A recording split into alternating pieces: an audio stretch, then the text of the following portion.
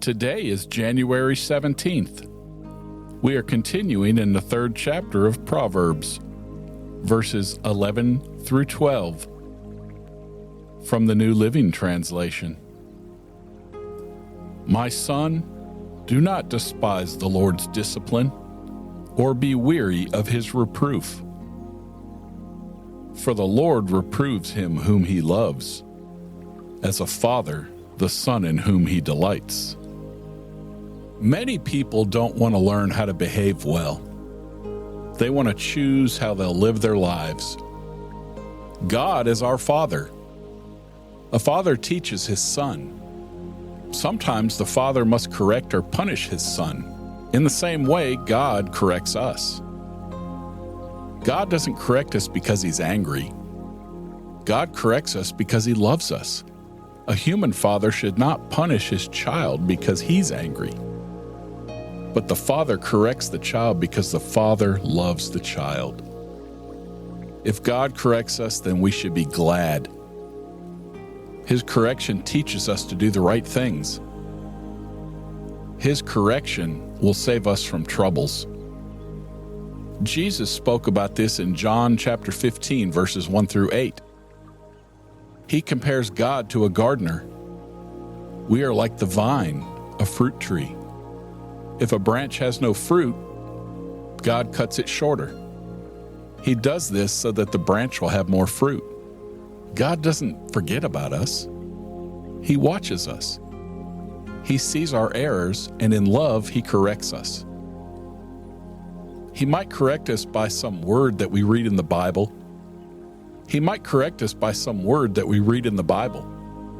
He might use the advice of other people. For example, a minister or a friend. He might even use someone who's not a Christian. If you hear God's voice today, don't refuse him. That's Hebrews 3:15. There's a different ancient translation of verse 12. Hebrews 12:6 copies this translation, and it says, God punishes everyone whom he receives as a son. Hebrews 12:7 through 11 explains this. God corrects us because we're his children. If he didn't correct us, we shouldn't be his children. We respect our natural fathers who correct us, and in the same way, we gotta respect God. Sometimes correction includes punishment. Punishment is not pleasant at the time. Punishment seems painful, but later, it produces something good. We learn peace, and we learn the right actions. Everyone has fallen short of God's glory. So Proverbs tells us to expect God's discipline since he loves us all like a son or daughter. God uses discipline not so much as punishment, but more as a teaching aid to show us our mistakes and how we can learn from our mistakes. Personal pride is the main factor that keeps us from gratefully receiving God's discipline.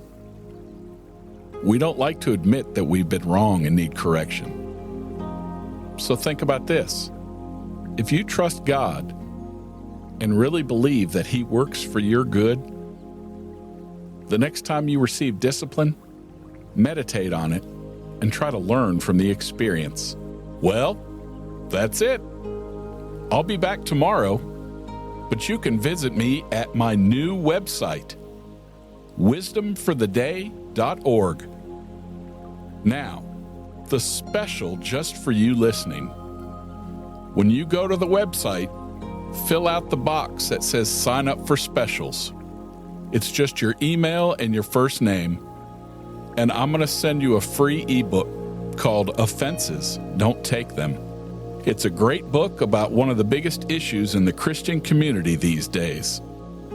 Until next time, I'm Rick. I love you. See ya.